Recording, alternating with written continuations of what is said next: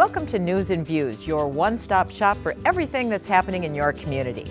Kicking things off in Champlin this month, our first guest is Deputy City Administrator John Cox. John will be discussing new development in Champlin and all the exciting things to come for 2015. We're also thrilled to have Ice Forum Manager Nick Powell on the show, and he will discuss some fascinating events coming to Champlin's premier ice arena. In Ramsey, Mayor Sarah Strommen, making her debut on News and Views, is here to talk a bit about the status of Highway 10, as well as some new council members.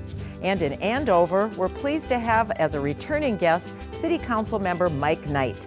And Mike will share his views on the economic climate in the city of Andover. Also joining us from Andover is Todd Haas, and he will give us an update on a recent survey that was sent out regarding Andover's expansive park system. And in Anoka, Mayor Phil Rice also makes his first appearance on the show, and he will be discussing the state of Anoka through the mayor's eyes. And we are happy to have him.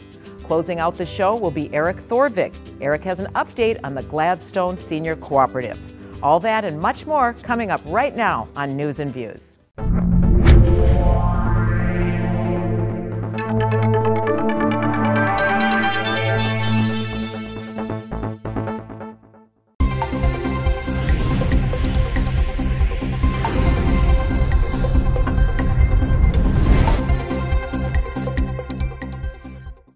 Welcome to the Champlin segment of News and Views. Returning once again, I am your host, Corey Lang. And we have our first guest today, and that is Deputy City Administrator John Cox. How you doing, John? I'm doing well. Thank you for having me, Corey. Yeah, how was your holidays? You know, it was very good. Had a great time with family and friends, and now I'm just excited about getting moving forward with 2015. That's right, moving forward to a new year. Yes. Excellent. So we're here to talk about economic development and just plain old development in the city of Champlin. Yep. Can you tell our audience what we can expect to see in this year 2015? I tell you, Corey, I'm very excited about what they're going to see in 2015. We got a couple of projects that'll be wrapping up. We have the Alina Medical Facility that's being built at Old Jefferson Highway and Elm Creek Parkway. And then Acorn Mini Storage, which is just south of City Hall, 100,000 square foot mini storage facility that we worked with and bringing to the community. But we have some new developments that we will see footings poured for in 2015, some residential developments, which we haven't seen in a while. Okay. We have Applewood Point, which is a 5-story, 70-unit senior cooperative building that will be built on the Mississippi River. In addition to that, we have a couple of single-family neighborhoods. One is the Reserve on Elm Creek, which is a 101-unit or lot residential upscale single-family neighborhood. And then the last one is the Cedars on Elm Creek, and that is the detached townhome community. And both of those senior housing, or excuse me, single-family communities are going to be developed on Hayden Lake Road, just west of Highway 169. Fantastic. So we're excited to see those coming forward. Great. No, thanks for the update. I know we did a little piece on the Applewood Point several months back, so it's nice to see that project progressing. It is. Yeah. It is. So over the years, I think we've all noticed the city has been tearing down older, kind of rundown buildings towards the Anoka-Champlin Bridge. Can you talk a bit about that and some of the future plans for the Mississippi Crossings area? Yes. And in fact, we have the Mississippi Crossings, which is a 60-acre area that straddles Highway 169 just south of the bridge. We have prepared the concept plans, adopted those plans for that area. We have hired a broker out of Cassidy Turley, an outstanding professional real estate firm that is marketing that property and has been since early 2014.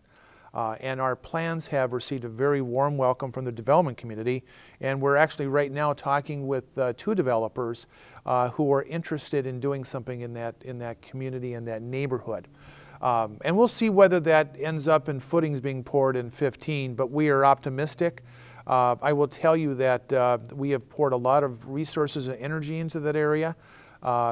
We are excited about the site, and once we find the developer that has the passion and shares our vision, we will move forward with that project. Sure. Yeah, that's very exciting. I think everybody's kind of wondering what's going on over there, so it's nice to hear an update on that.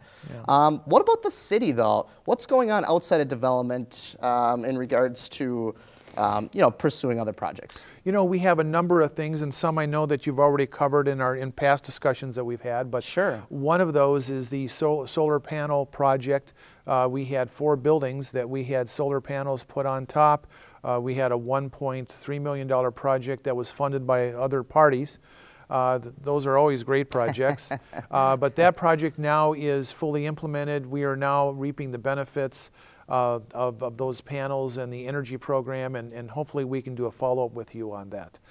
In addition to that, we have just opened the bids for the Elm Creek Dam, a reconstruction of the dam at the Elm Creek and the Mississippi River. That's a $5 million project, and that is looking to start in June. And then I think the other project that comes to mind is we're also taking a very strong look at the mill pond. As you know, over the years, a lot of talk about water quality, and we're looking at opportunities and ways where we can potentially excavate some of the soils and kind of bring that the mill pond and the Elm Creek back to its original state. So those are some of the things I think residents and viewers will be able to possibly see in this year and the coming years. That's fantastic. Yeah, I know we're going to have Assistant City Engineer Todd Haas on the show in the future, kind of talk about the mill pond and go in depth with that stuff. And also, Catherine Lenneberg and I went on the roof of the Ice Forum over the summer and checked out the solar panels. Yes. That's super impressive up there. Well, and one thing I can offer to you as well as to your viewers is that if people want a tour to give us a call at City Hall, we're going to be organizing tours starting this spring and letting people know about solar panel projects, and more importantly, Powerfully Green. I should mention them because they're a local company that actually installed the system at the City of Champlin. Okay. Yeah, I've met Rebecca. She's a wonderful person, and yeah, we've done interviews with them before, so that's super cool. Yes. So, thanks. And then do you want me just to throw a little website information or phone number so they can get some of those folks signing up for the tour when it's available? You know, the best thing to do is to give me a call at City Hall at 763-923-7104. Perfect. Or just take a look at the scroll with my email. Okay. That sounds good. Well, thanks for being here today, John. Appreciate the updates. All right. We're going to take a look really quickly at an event that was held over the holidays. So we're going to go a little bit back in time. It was called the Shop with a Cop event at the Champlin Target here. Let's take a look.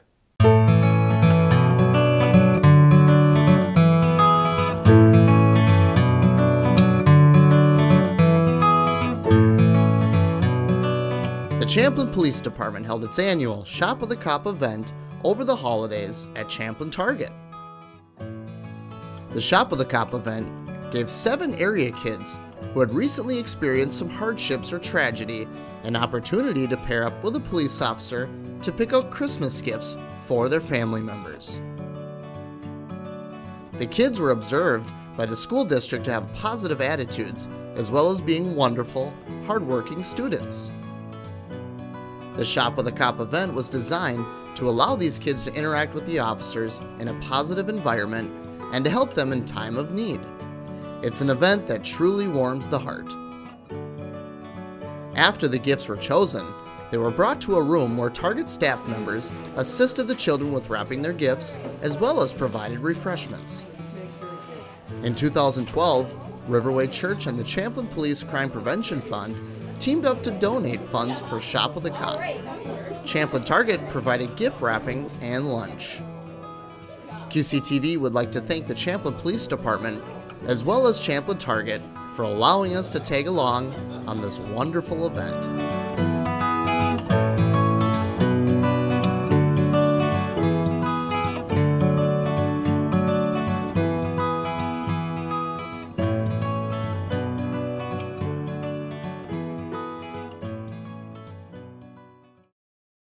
Well, that sure was a heartwarming tale. QCTV is grateful for taking along at the Champlin Target there. Switching gears, joining us now is Ice Forum Manager Nick Powell. How you doing, Nick? Good, how are you? I'm great, thanks for being here. How's things at the Ice Forum? Things are going well. Things are going well. So I hear there is a gun show coming to the Ice Forum. Can you talk a little bit about that, when that is, and kind of what's going on with that? Yeah, so this is going to be our first opportunity here at the Ice Forum to host this type of an event. We approached the company Crocodile Productions, and they do various other gun shows in the metro, like in the Brooklyn Park Armory and the Anoka Armory and stuff like that. So Sure. we will be hosting at the Ice Forum, and we'll open the doors May 2nd Okay. at 9 a.m. And there's a general admission of $5. Kids 12 and under are free, and basically they'll be providing guns and various types of guns and Sure. maybe some knives, and people can just come and check it out. Cool. That sounds good. Something to look forward to. I'm sure QCTV will be hanging around there getting some Yeah, footage of yep. the event and stuff. Can you talk about some of the quarter/semifinals stuff that's coming up? Yes, the Ice Forum's been hosting the 5AA section quarterfinals for quite a few years, and we now will be hosting the quarterfinals again on Thursday, February 19th, and we'll have 2 games, 6 p.m. and 8 p.m. that night. And then Saturday, we'll do the semifinals, the 5AA section from 3 p.m. Is the first game, and then 7 p.m. is the second game. Great. That's exciting. Yes. That's fantastic. So the Ice Forum does a lot more other than gun shows and semifinals and stuff. Can you talk about some of the other services provide and some of the activities that go on a daily basis? Yes, we provide open skate. Open skate runs Monday through Friday, 10 a.m. to 11:45 a.m. And Saturday evenings, if there's not a high school, 6:30 to 8 p.m. or a high school game, Okay. 6:30 to 8 p.m. Okay. And then pretty much every Sunday from 1:30 to 3. And during those times, we provide a birthday party as well, and there's packages, and you can view those online. Okay. We can throw up the Champlin website, kind of steer some of those folks towards Yeah. that information. Cool, great. Well, that's fantastic. We encourage everybody to go check out the Ice Forum. It's a beautiful facility. I mean, you can't go wrong. And there is an outdoor rink too, right? Yes, there is. We do have Okay. an outdoor rink, and we run the ice resurfacer out there as well, so it's probably one of the better sheets in town. So. Okay, great information. Well, thanks for being here today, Nick. We certainly appreciate it. Relevant to our interview, we're here with Nick. We're talking about outdoor skating, and we're going to show you just a few rinks in town that you can go skate at. Let's take a look.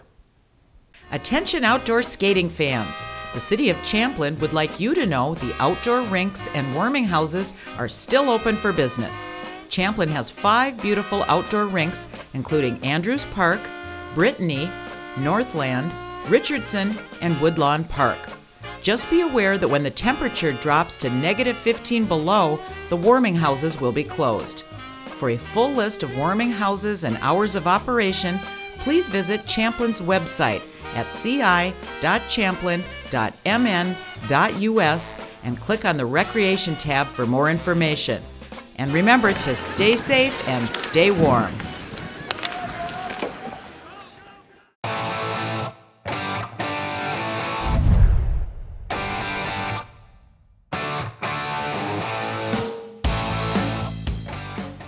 Thanks for checking us out at QCTV. We are your source for local programming in the area that includes Anoka, Champlin, Andover, and Ramsey. Our goal is to bring you stories about the people and places in your community. If you want to know what your city is up to, we cover over 20 government meetings a month, like city council and school board meetings. We also produce a program called News and Views that features interviews with our elected officials and staff members, and it's all about what is happening in your city. And if you're a sports fan, we cover local sports. This month and next, we bring you boys and girls high school hockey and boys and girls basketball games. We also have a new show called In the Game, and it's hosted by our own Chris Carpenter, and it covers some of the sports that you don't see as much coverage, like gymnastics and curling. Also this month, we continue our collaboration with the League of Women Voters, and you can see a program on the Pollinator Advocacy Program, as well as a show on high school counselor legislation. We also are working on our next Live and Local series, and this one is called Let's Get Fit, and it's all about local folks and programs that can help us feel healthy. Our goal at QCTV is to bring you the stories of the people who live and work here. So we hope you enjoy our local storytelling. We welcome your ideas. Please give us a call or send us an email with your ideas. And again, thanks for watching QCTV.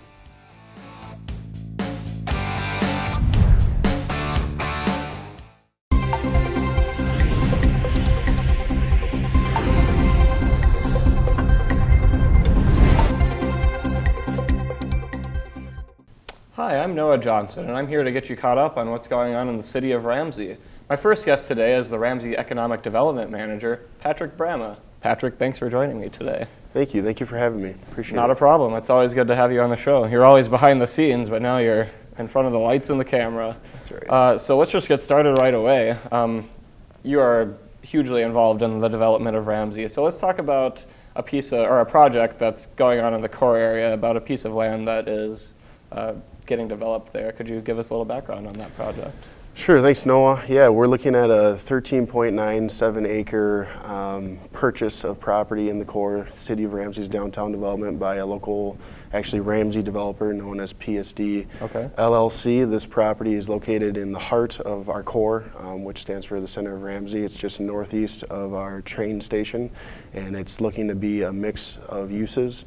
A mix of apartment complexes and potentially a hotel and or office plaza. So we're really excited about that project. It's something that the council just approved, would have been 2 weeks ago, in the form of a purchase agreement. Okay. And what kind of timeline are they looking at for developing that?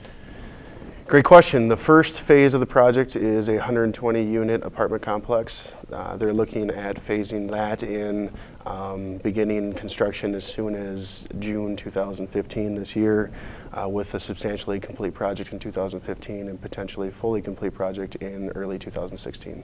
Okay. And there's a bunch of other projects going on, namely another piece of land in Ramsey currently being used as a fire station temporarily. Could you give us a little info about that project? Sure, yeah, another exciting project. This is on the city's former municipal center site, which is a 21-acre site located in east central Ramsey. Okay.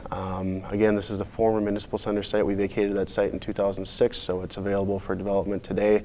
It's the temporary location of fire station number 2, as you had mentioned. The council just approved a purchase agreement for that property, again, just 2 weeks ago. We're looking at a single-family residential development on this site, about 45 single-family homes. So we're excited to get those additional rooftops in the community and move that project forward. Okay, and so with these two projects, they're big projects, how do you feel they're going to benefit the residents of Ramsey? Yes, great question. There's lots of benefits. First and foremost, the biggest benefit for the community is getting property that's currently tax exempt because it's owned by the city of Ramsey back on the tax rolls. Okay. And so when we get property back on the tax rolls, that helps the rest of the remaining taxpayers within the community. It lessens the burden of taxes on other taxpayers. So that's the first and foremost biggest advantage of selling these properties. Secondly, the city council, one of their priorities, strategic priorities, was to sell surplus city-owned land. The city of Ramsey owns a large inventory of city-owned land, and so we want to get out of the world of being a developer and owning a lot of land, so we're achieving that goal. And then lastly, again, because we own so much land, a lot of it's that's available for retail development, we need more rooftops, and both of these projects bring rooftops in, which will drive demand for developers and consumers for those additional retail spaces that are available in the city of Ramsey. Well, that sounds great. It's always good to develop the city, and Ramsey certainly is growing, and I've only been around Ramsey for the last year, but I can already see how much it's grown. So a term you used a couple times in this interview so far is purchase agreement. For some of those viewers that might not know what that is, could you explain that a little bit? Absolutely, great question. It's important to understand the difference between a purchase agreement and a closed deal. Both the deals in front of the city today are what we call purchase agreements. And so that's just the buyer and the seller agreeing to a set of terms and conditions that will ultimately lead to a sale of property. However, purchase agreements require a number of contingencies to be met, a bunch of due diligence for the buyer to go through before they actually close on the property. And so these are not closed transactions. There's a decent percentage chance that one or both of the deals may or may not happen. And so we just won't know until they're closed. A deal's not closed till it's closed, as people say, and that's the same thing here. We have these agreements in place, and we're hoping and pushing that these deals will close. Cool. Well, that's really good information.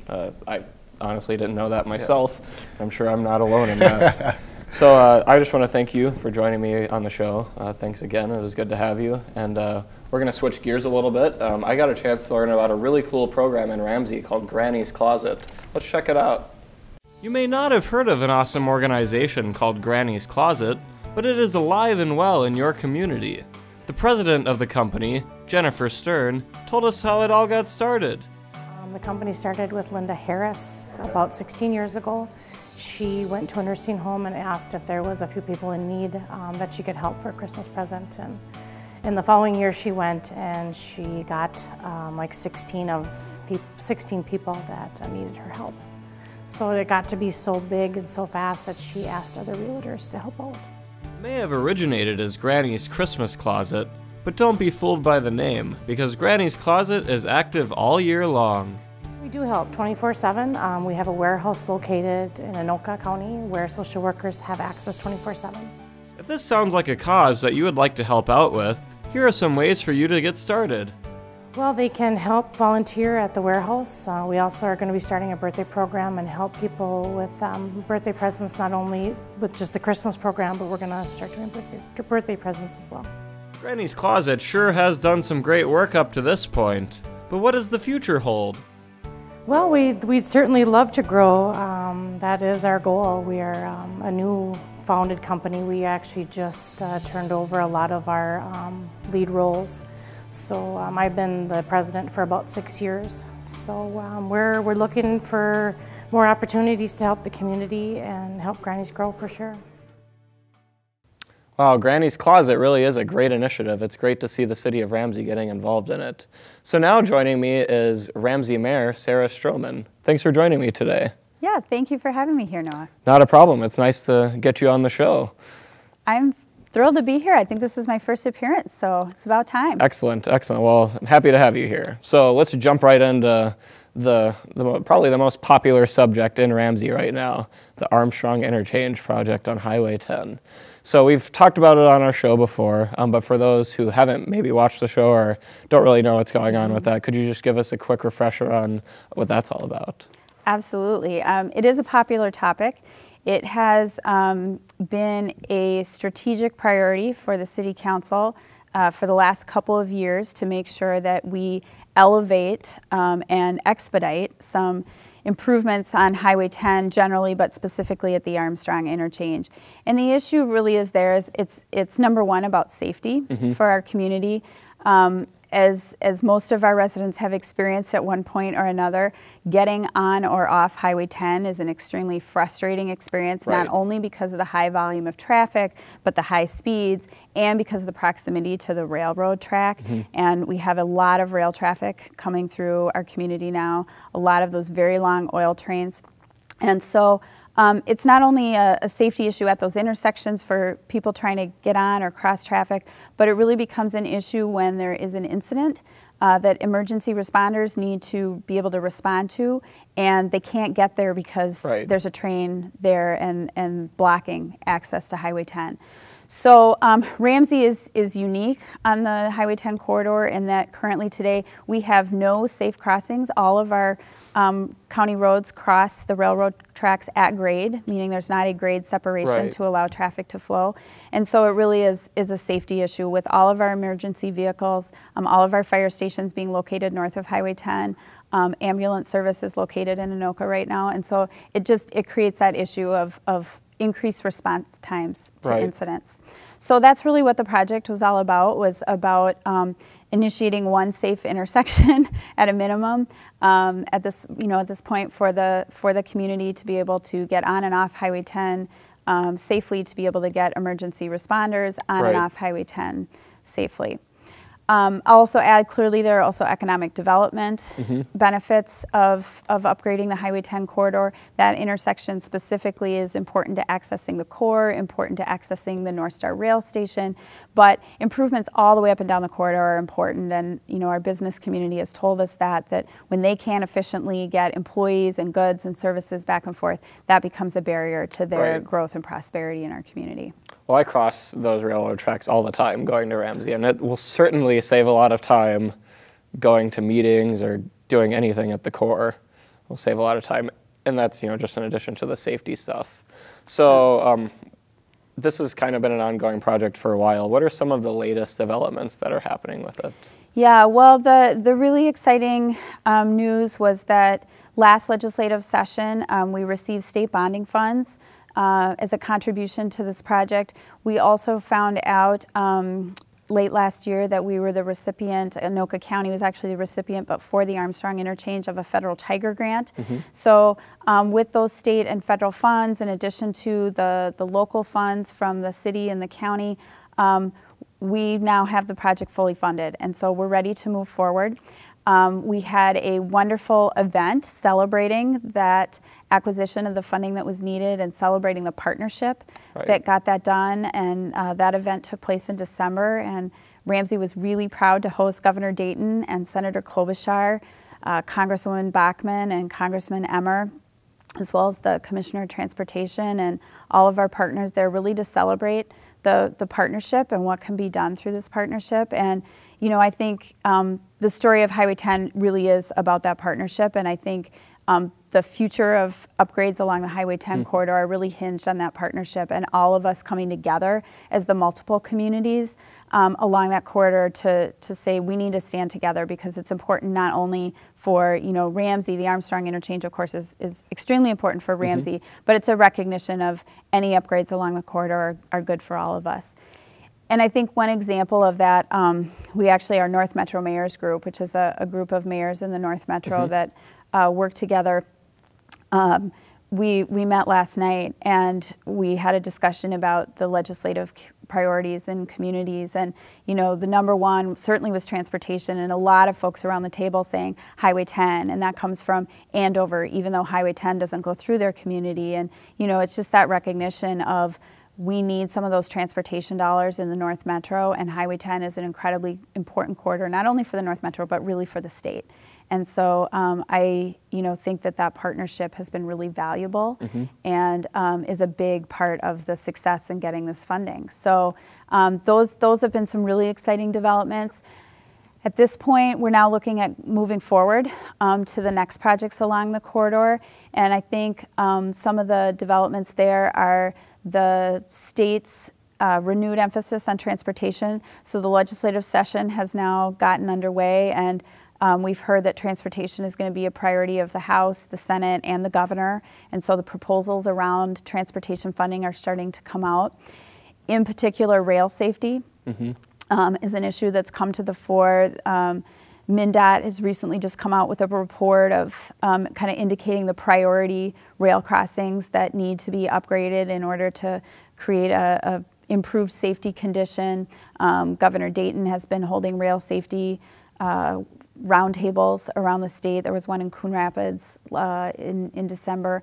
And so I think there's real opportunity now to focus on the rest of the corridor and focus on this issue of rail safety, which really affects a number of the communities. Ramsey, of course, as well. We still have Ramsey Boulevard and Sunfish Lake Boulevard in our communities that have those rail crossing issues. So. Well, that's great that this project is actually happening now, and you know that it's definitely happening now. So I want to thank you again for joining me. It was nice to have you on the show, and it is winter time, so if you're looking for something to do, maybe check out one of the ice rinks in Ramsey. I got some information on where you can do that. Winter is in full swing here in Minnesota, and if you're looking to kick that cabin fever by getting out and doing something, well, Ramsey Parks and Assistant Public Works Superintendent Mark Riverblood has some ideas for you. There's plenty of things to do in Ramsey in the outdoors during the winter. You've probably been on our over 50 miles of trails. The city plows these trails after every snow event, immediately following snow removal on our streets. And of course, there's a sliding hill at Alpine Park with convenient parking area right beside it. That's on the west side of Alpine Park along Alpine Drive. And of course, Anoka County Parks maintains groomed ski trails at Rum River Central Regional Park, and that's in the northeast part of the city of Ramsey. Oh, and ice skating here at Central and the Ramsey Elementary School. And of course, maps of all these facilities, hours of operation, etc., are available on our website.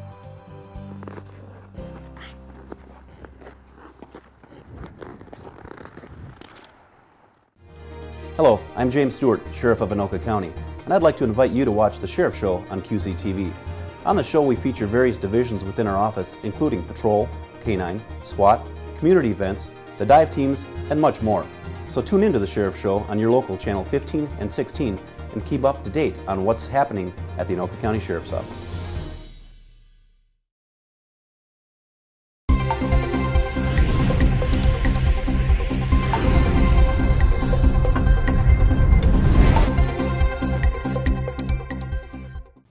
Hi, and thanks for joining us on News and Views. I'm Catherine Lenneberg, and I'm pleased to have as my guest today City Council member Mike Knight. Thank you, Mike, for joining us today. Good to be here. Good yeah, how have you been? Good. Good. Very good. Very good. Very good. We're going to talk a little bit about 2015, but let's recap 2014 first and talk about some of the big projects that went on in Andover. Well, in terms of projects, this was standard city stuff. We roads, streets, repair. We continually give we're such at the mercy of winter that the roads never stop being, potholes never stop being right. A thing for cities, and so we're still, it's just endless. So, but we've had 54 new homes, I think. I think that's the figure for last year, and we're on tap for about the same for this year coming up. So, do you see the economy getting better in Andover? So goes the country, so goes Andover? Pretty much, yeah. Pretty much. Good. And how about 2015? What are some of the things that'll be the big issues in Andover?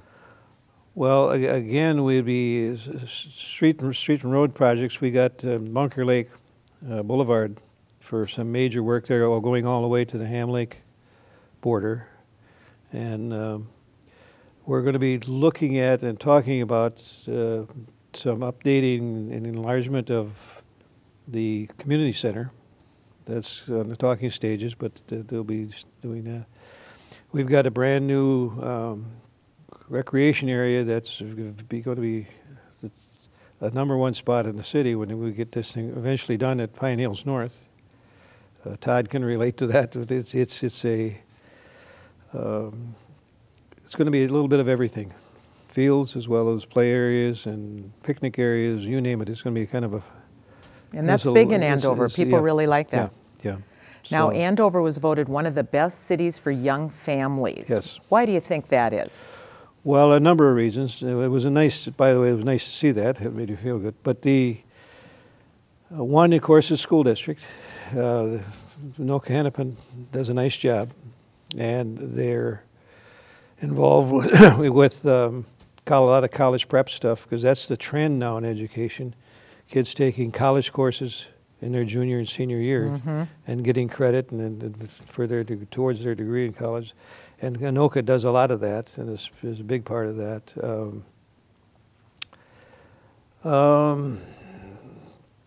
Our home affordability is very high. We have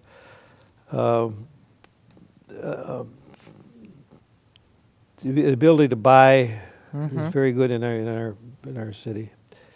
Average income is very high. A lot of high number of professional people, so our educational level among parents is quite high. So all of these things combine to make. Now, the public schools have changed through the years, and just before we went on camera here, we were talking about some of your background. Tell people what you used to do in education. Well, I was a teacher, a principal, and a coach, one or another, at one time or another. So. And the public schools have changed since then, haven't they? Yeah. Yeah. And have they gotten better, would you say? Yeah.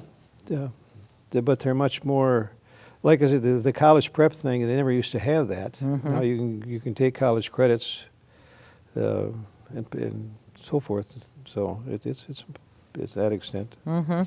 What do you think are some of the big challenges that cities like Andover face?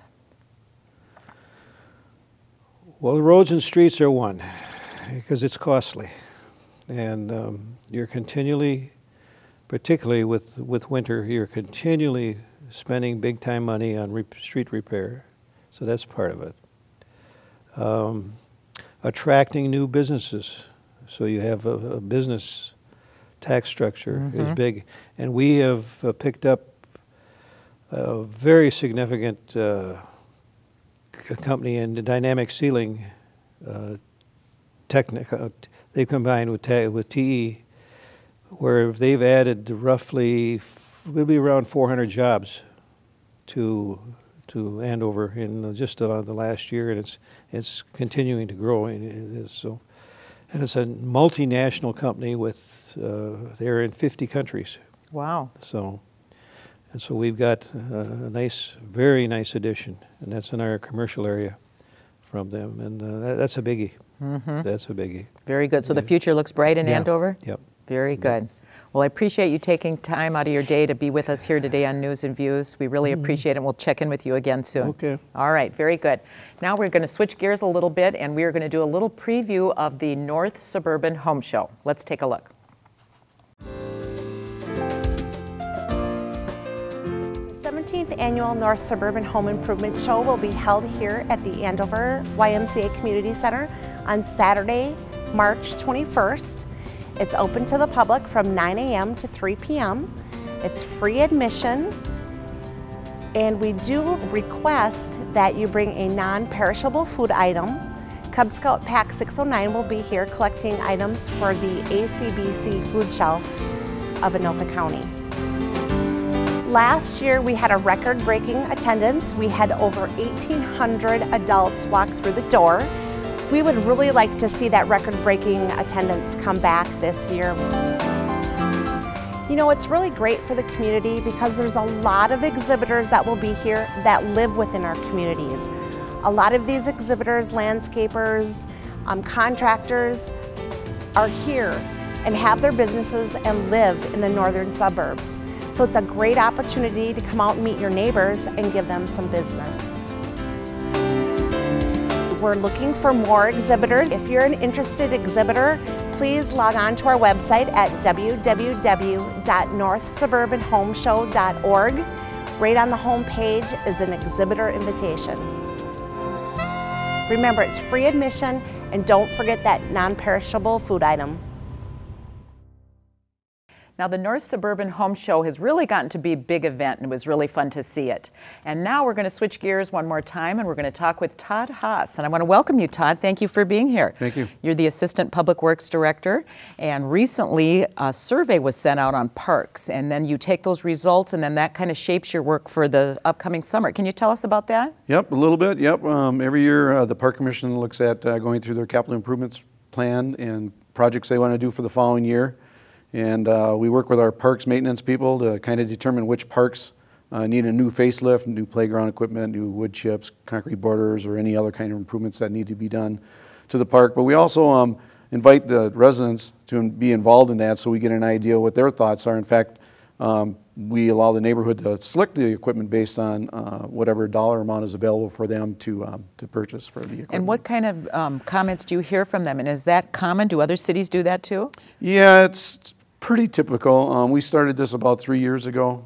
It's been very successful. The neighborhood feels like they're part of the process, and then they really like it when they get a chance to pick out the playground equipment for their kids, you know. So yeah, it's a good thing.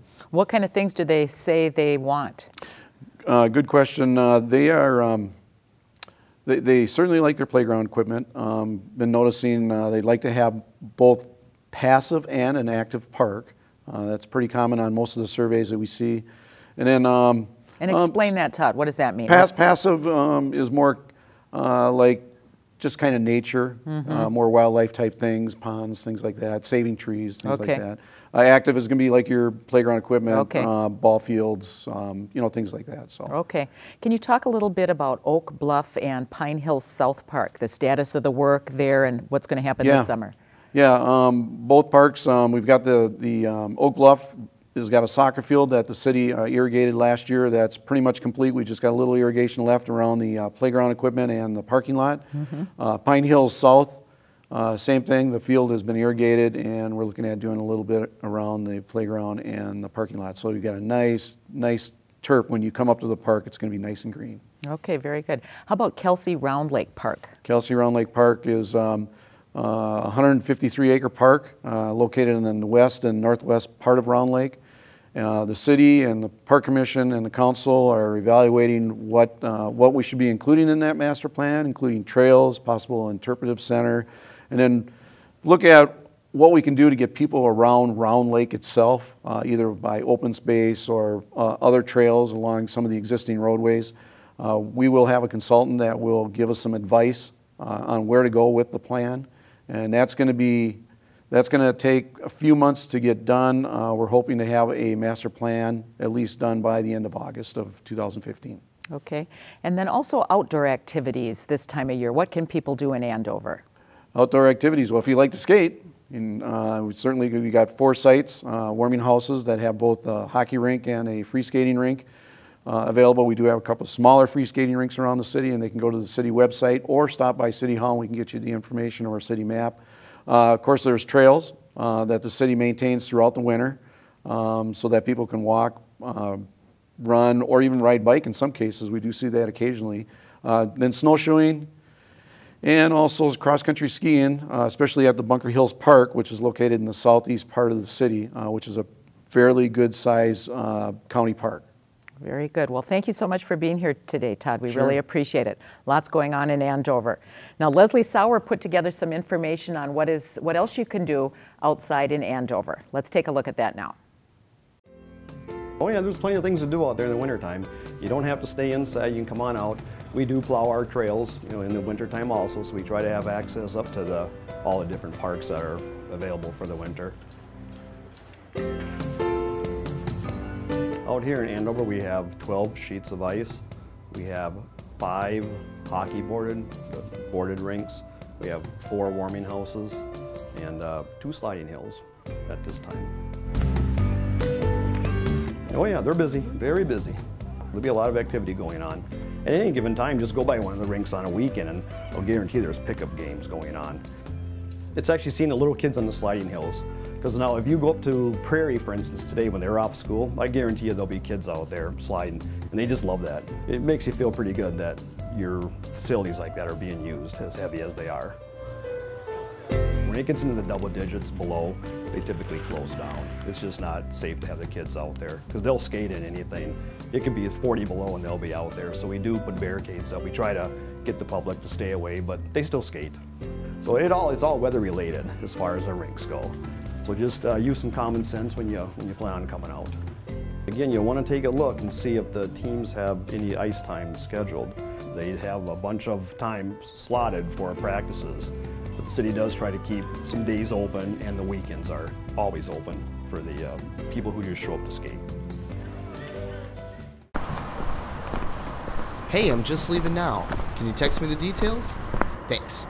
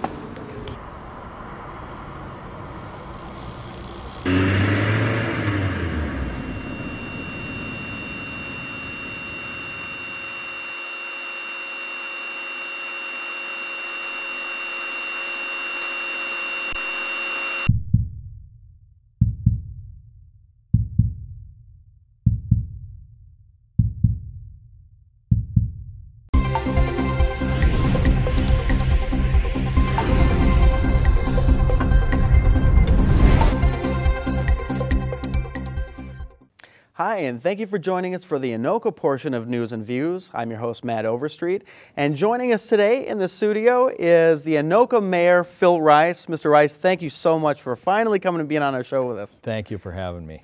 It's always a pleasure to have you on, and I know one of the things that we wanted to talk about today is the general state of Anoka. So far, how are we doing in Anoka? Well, Anoka's a healthy city. We have been blessed by our forefathers who have set things up really well for the city of Anoka. So we've been able to do things, I think, and be comfortable through times that maybe have been more difficult for other cities. Anoka's a pretty healthy town. Absolutely, and you mentioned the forefathers, and that's one of the things I know Anoka really takes, doesn't take for granted, is its rich heritage and its history, which it actually takes steps to preserve, and that's so charming in a city. Well, take a look at the old city that we have that was destroyed by fire 2 times a century and a quarter ago, and we look at the buildings, the beautiful buildings that we have downtown. We're also blessed by the people who own private properties in the city of Anoka now, the care and the renewal that they do to the old town of Anoka just continues to maintain it as a beautiful downtown. Absolutely. Now, 2014 was a great year for us. Could you want to kind of recap a couple of the accomplishments that we've had in 2014? Well, we have had a very busy year. We've just finished a very busy year of 2014. One of the things that Anoka, because we're an old town, one of the challenges that we have and one of the accomplishments that we continue to make are street renewals. And so we spend millions every year on tearing up old infrastructure, water, sewer, electric, and the street, curb, all of that, and replacing, you know, several blocks of that every year. So we again did that last year, and that's a major account for the city of Anoka. Absolutely. We have a list of accomplishments. We had several grand openings in Anoka during 2014. Our baseball field opened. The clinic, the Health Partners Clinic, had a grand opening.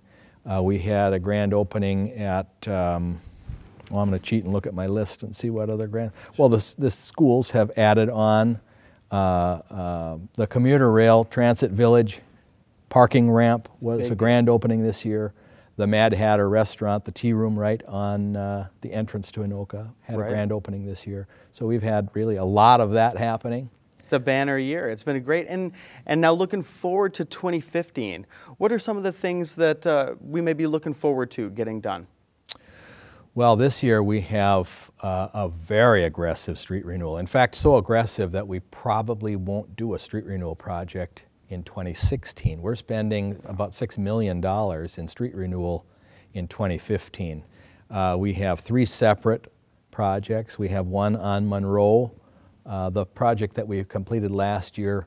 This project on Monroe will wrap up that whole neighborhood, I don't know how you describe it, the eastern side of town. Sure. And then we have a smaller project at I don't know if people have noticed, but Great River Energy put in a new large electric line that is going to assist the city of Anoka because it's going to provide us the opportunity for a substation. We installed a substation during 2014, and right there we'll have a street renewal project as well, right up by the Volunteers of America. We have all of Slabtown, which is, if people don't know where Slabtown is, it's the neighborhood that's just east of the golf course, just west of the Rum River, north of Highway 10, there south of the, I say Schwartzman's, I think it's, I forget the name of the, Alter is the name of the business that operates there. That's right. I was thinking about the... Could there be more? That's already a lot. I know what it is, yes. Where we're building that substation and that street renewal project on Garfield. Okay. That reminds me of the Volunteers of America, who will be starting a pretty big project there in 2015. They're going to build a senior apartment building with some memory care. It will be part of the campus of what they already have as some apartments, and then the nursing home that's there, and provide seniors, young seniors, the opportunity to move into a neighborhood that they know that they can live there for the rest of their life. All of those different needs can be met on that campus once they build this building, and so it'll be a terrific addition. It is a state-of-the-art facility, and while it is the Volunteers of America, Anoka is real proud and happy to have them there. That sounds like an amazing thing for the city, and I know that's something that we can certainly look forward to. Well, once again, I can't thank you enough for being here with us today. We certainly enjoyed having you on and look forward to hopefully having you on again in the future. Coming up, we're going to have a short video that covers how and where you can park when you're visiting beautiful, scenic downtown Anoka. Let's take a look at that. When visiting scenic downtown Anoka, a question you may have is, where do I park?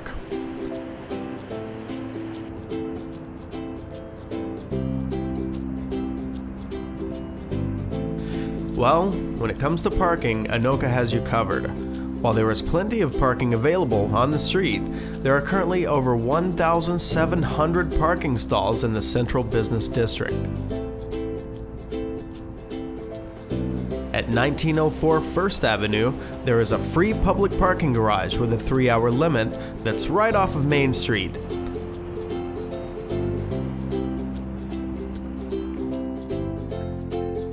It's right at the corner of First and Monroe and just across from the Sandberg Education Center, with plenty of space available for parking.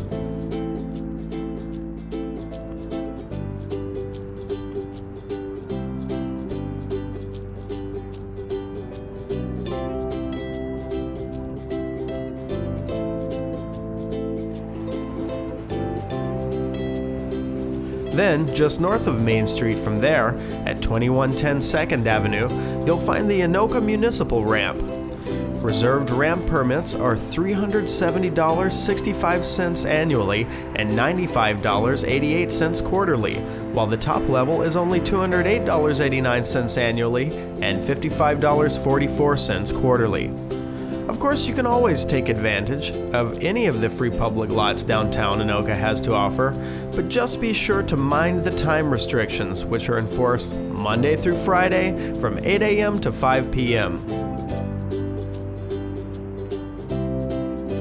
We'll look forward to seeing you in downtown Anoka. Well, that's certainly some helpful information all about parking in downtown Anoka. Well, we are back with news and views, and joining me in the studio today is Anoka's Economic Development Manager, Eric Thorvig. So thanks for joining us today, Eric. Thank you for having me. Absolutely. So today I know we're going to talk a little bit about the Gladstone Senior Cooperative. Can you tell us just a little bit about what it is, first of all? Well, the Gladstone Senior Cooperative is a project being done by Hearth Development, and it is a 59-unit senior cooperative, and it is located at 2nd Avenue and Harrison Street in our historic Rum River District, which is just on the north part of our downtown. And a senior cooperative is a little bit unique, and it's a project and product that a lot of developers are starting to do in the metro area. This is going to be our first in Anoka, so it's very exciting. It's an owner-occupied senior type of product. It's a little bit different than a condo building or an apartment. But people are starting to learn about them, and there's a lot of interest, which is encouraging. So it's something that we're very excited about, and brings a new option for our seniors in Anoka. I know that's a big, huge deal. Now, 2 times you used the word exciting, and that's something that I felt that's echoed in the meetings that I've attended. What makes that such a really good get for the city of Anoka? Well, like I said, it's located in our historic Rum River District, and that area in our downtown has been planned for many, many years. And we had the opportunity to have some development occur in 2008, 2009 with the historic Rum River condo building. But as the recession hit and things slowed down with the development, we were left with 3 vacant sites in our downtown. And that's never a good thing to have. We started to market them over the last couple of years, and interest started to pick up a little bit. But we were finally able to get a developer that was interested. And what this does is it reinvigorates development in our downtown, get a brand new, beautiful building. There was a lot of talk at our recent city council meeting about how attractive that building is.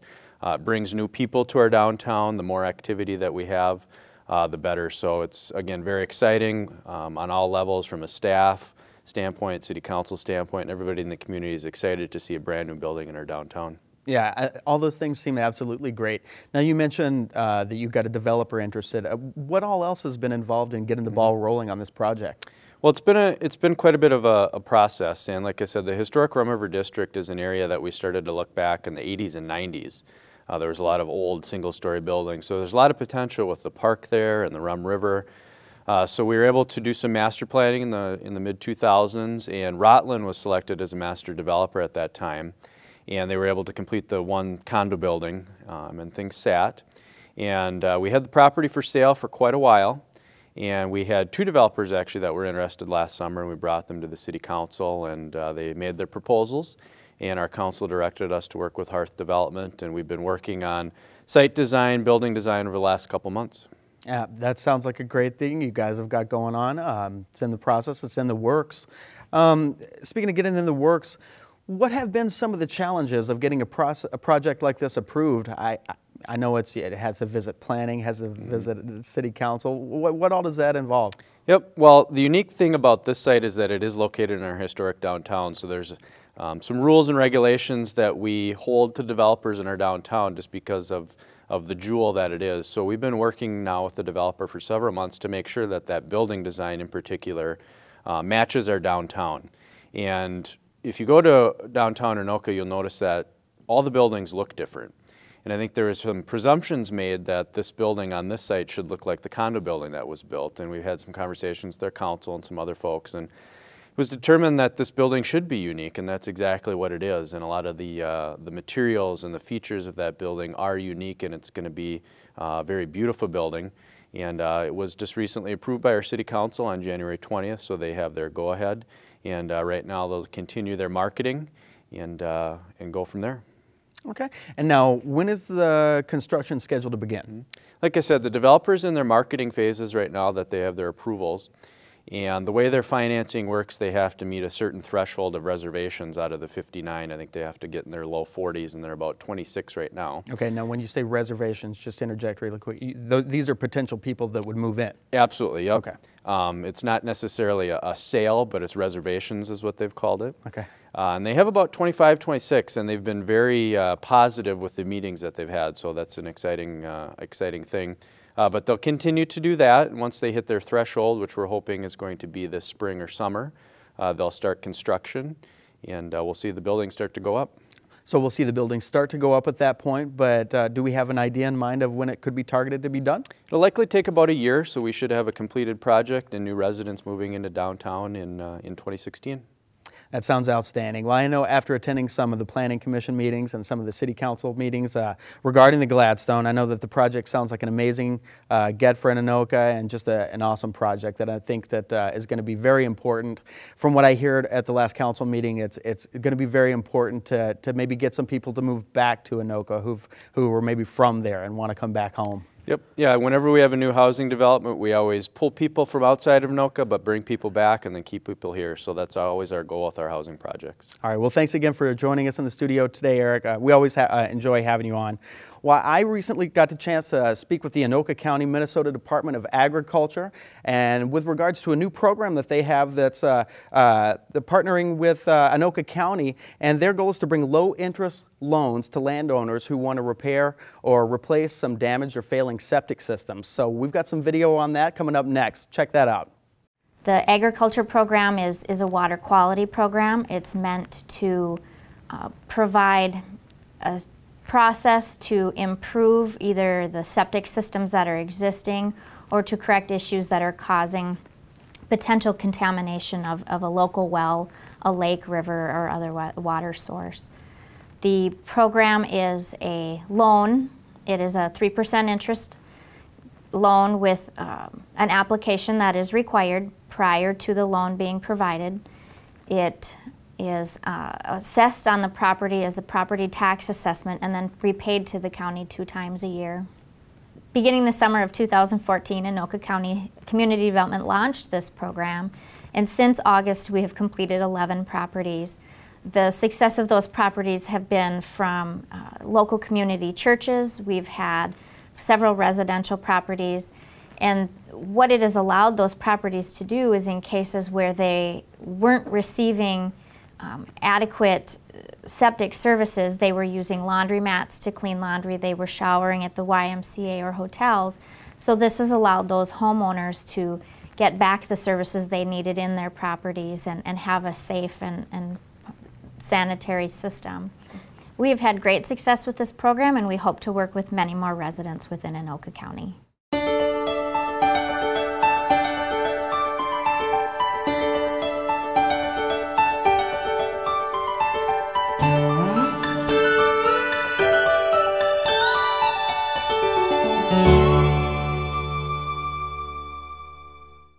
Well, that's it for this episode of News and Views. Stay tuned to QCTV for all the coverage in your community that matters, and check us out online at qctv.org. Thanks for watching.